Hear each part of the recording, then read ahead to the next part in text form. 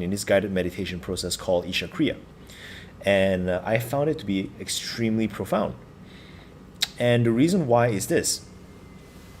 This actually came from the Sanskrit wisdom in the Bhagavad Gita, which is the idea that all of us is made up of three parts: body, mind, intellect. The body is what you see. The mind is the seat of your emotions. It is the accumulation of your long-term memory. It is all the beliefs and all the systems that you have in here. And it is primarily used for survival. And most of the things that is done by the mind is automated, is automatic. In the same way that I don't have to think before I speak. The vehicle responsible to translate what I thought into words have been so deeply ingrained into the mind that the word simply comes out. Whereas the intellect is the one that is responsible of identifying what to say. To put it into a certain metaphor, the mind is a fuel or a robot. The intellect, a programmable robot, whereas the intellect is a driver. And in this way, the intellect becomes the place, the tool that we use to make rational decisions, make rational choices. And in there lies the problem. When a human identifies himself as either only the body, or only the mind, or only the intellect. Why is there a problem? It's a problem because whatever it is that we identify ourselves with, whenever that identity comes under threat, we are automatically triggered. So in effect, if I identify myself with the body, the moment my body has its wants, either sex or food or drink, I get very, very upset. And the mind and the intellect subsequently be enslaved by the body to do whatever the body wants. And that brings about all kinds of complications because the body doesn't want any form of discomfort. The body loves to be comfortable. And that means that whenever we are tired, even a little bit tired, if we are fully identified with the body, if we are even a little bit tired, we will immediately stop whatever it is that we're doing. In terms of exercise, there will be no push. In terms of thinking, there will be nothing. So that is a problem when we completely identify with the body. And if we identify ourselves with the mind, the problem over there is that whatever emotions that comes out, the body and the intellect will be enslaved to fulfill the needs and desires. If I'm feeling angry, then my body and also my intellect will be enslaved. My intellect would be enslaved to think about all the various ways I can hurt someone back. If the body is being enslaved, the body will be used to take all the necessary actions to hurt somebody. That is what it means to be completely enslaved by the mind, and that happens when we are identified with the mind. And if we are identified with the intellect would then deny, because the intellect only wants what is logical. The intellect would then deny all emotions. It would deny all bodily needs. And hence we end up becoming someone who has very little physical abilities, very little empathy, emotional empathy, and we will only do whatever that is logical. I think most people would agree when they say that is not really a human being.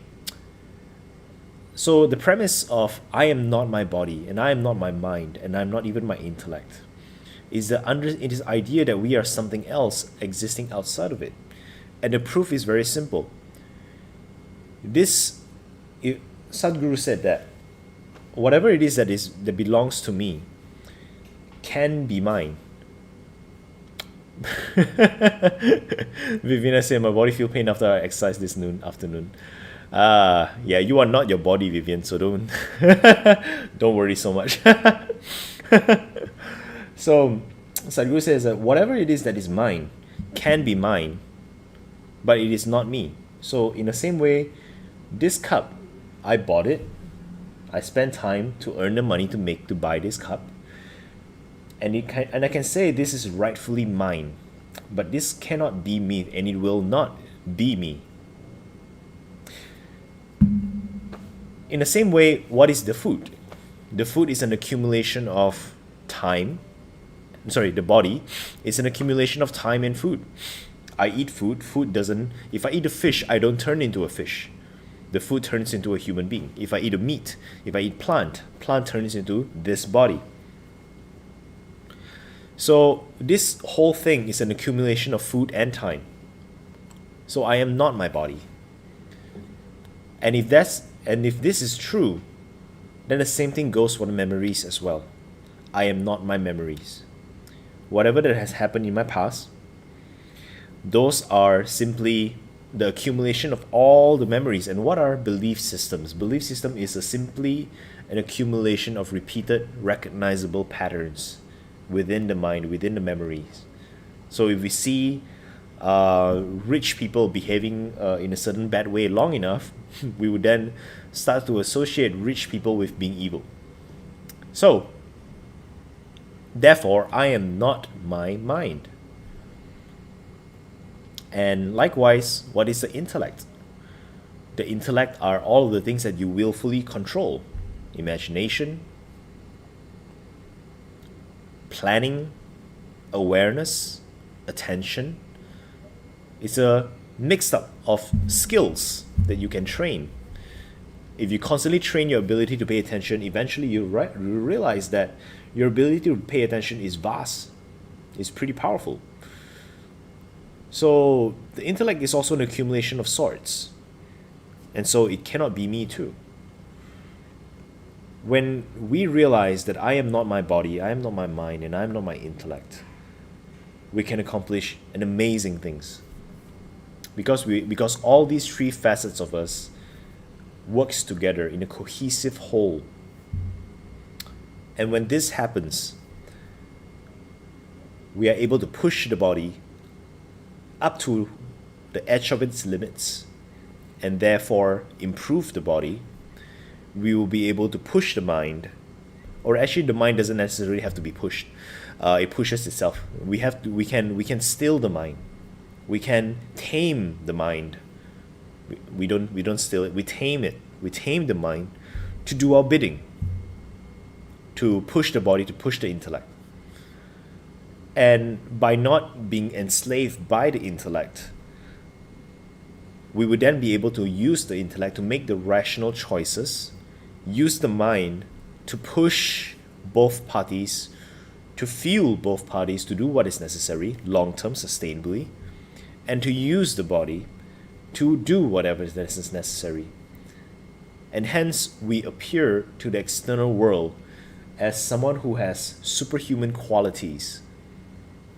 But the truth is, as what Sadhguru says again, it's not about discovering superhuman powers. It is not about being superhuman. It is to realize that being human is super. And that's what I would like to share today. I'll see you guys again tomorrow morning. No longer 6:45 a.m. because I need more sleep.